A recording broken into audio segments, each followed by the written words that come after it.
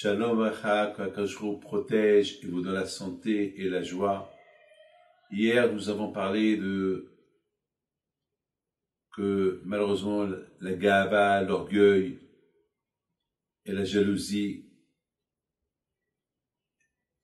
ils rendent la personne fou.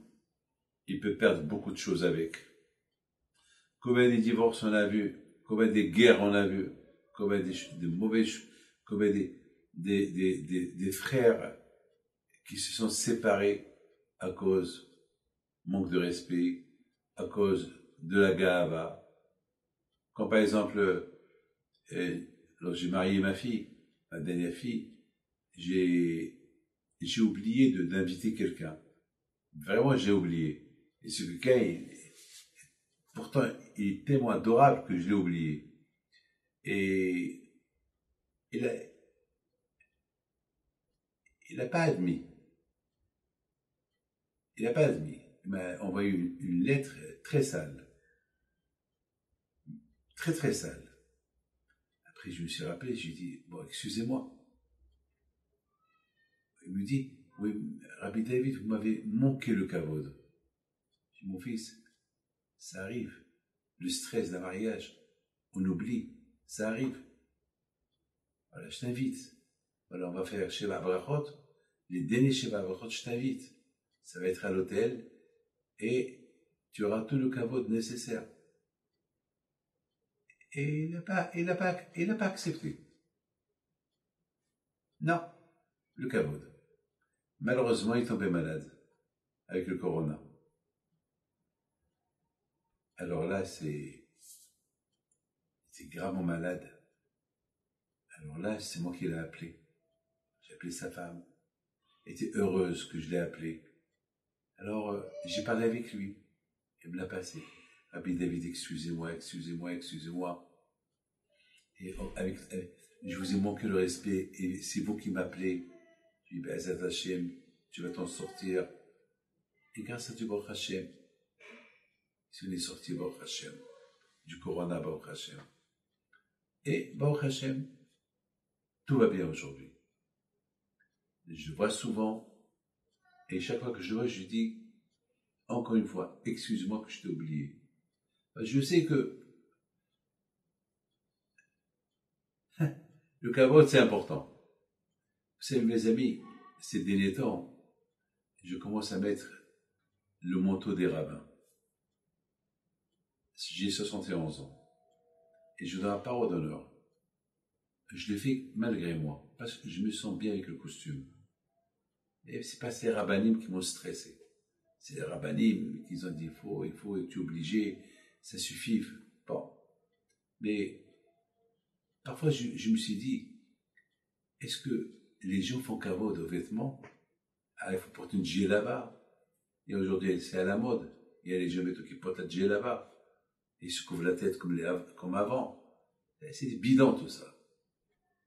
Ah, je ne crois pas à tout ça.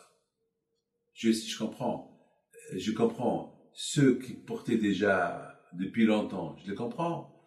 Mais Stam, quelqu'un qui met un costume, après il met un djellaba, ça veut dire qu'il veut tirer plus d'attention. Alors moi aussi, j'ai pas voulu mettre ce frac-là, ce manteau pas la djellaba, hein, ce manteau long. Il a fallu que je demande des rabbinim. Jusqu'à que les rabbinim m'ont dit, Rabbi David, tu es obligé de... Il avait dit, même les chassidim, tout le monde le porte, il faut que tu le portes. Et moi, justement, j'ai pas voulu le porter, parce que c'est pas les vêtements. Tu fais kavod aux vêtements, alors, je veux être moi, je veux pas qu'on salue mon vêtement, je veux qu'on me salue à moi. Bon, malheureusement, c'est comme ça que ça marche. Mais je vous dis la vérité, Hachem, il cherche le cœur de la personne. C'est pas le vêtement qu'il cherche, Hachem. Rabbi Himpido Alav Shalom, Rabbi Yaakov Esatul Tzadikim, ils étaient bien, et de l'extérieur et de l'intérieur. Vous allez vous mettre devant un miroir. Vous allez voir quoi? Vous allez voir que votre visage. On ne voit pas l'intérieur de votre corps, non. Eh bien justement, la bataille, la personne, elle doit se travailler être Piv Veli Boshavim, sa bouche et son cœur à égalité.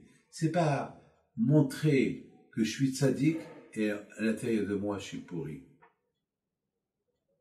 C'est ça, mes amis, c'est quelque chose que à ne pas tomber dans le piège du Yitzhara. Il faut faire beaucoup attention. Le Yitzhara est très fort. Le Yitzhara est très fort. Mes amis, il faut savoir une chose. La réussite de la personne, c'est comment il se comporte. Comment il se comporte le Shlom Bayit. On peut tout atteindre, on peut aboutir à tout, on peut tout avoir avec un bon cœur, un bon œil, avec la bouche. Vous savez, mes amis, cette semaine, il y a une femme qui m'a mis elle m'a lynché. Elle m'a lynché. Pourquoi pas je ne l'ai pas répondu? Et pourquoi je ne l'ai pas répondu? C'est parce que son problème, il est grand. Il fallait que ça me prenne du temps, il faut que je réfléchisse comment le répondre. Elle m'a lynché, oui. Toi, tu cherches que l'argent. Maman, je l'ai laissé parler, je n'ai pas raccroché. Dans la vie, on dit, lorsqu'on fait honte à quelqu'un, on lui pardonne les fautes. Alors, je me suis laissé, j'ai laissé. Jusqu'à la fin, elle a commencé à pleurer et m'a demandé pardon. J'ai dit, c'est pas grave, ma fille, avec que le bon Dieu te protège. Vous m'en voulez, elle me dit, non, je t'en veux pas, ce là. Je dis, super. Et si Dieu veut, si Akadosh Baruch Hu, il m'aide à trouver une solution pour vous, je vous appellerai. Pour le moment, j'ai pas de solution. Voilà. Les amis, combien chacun de nous, il doit trouver des solutions, il peut les trouver. Et le plus important est avoir un bon cœur. Hachem, ce qu'il veut, la hamana, les babaï. Hachem, il veut le cœur. Il veut pas l'apparence. Il veut le cœur. On fait tzedaka avec cœur. On prie avec cœur. On est bien avec la femme avec cœur. Avec les enfants. C'est pas l'apparence. Salut. Et le cœur, tu l'insultes. Voilà, mes amis. Que le bon Dieu protège. Et à très bientôt.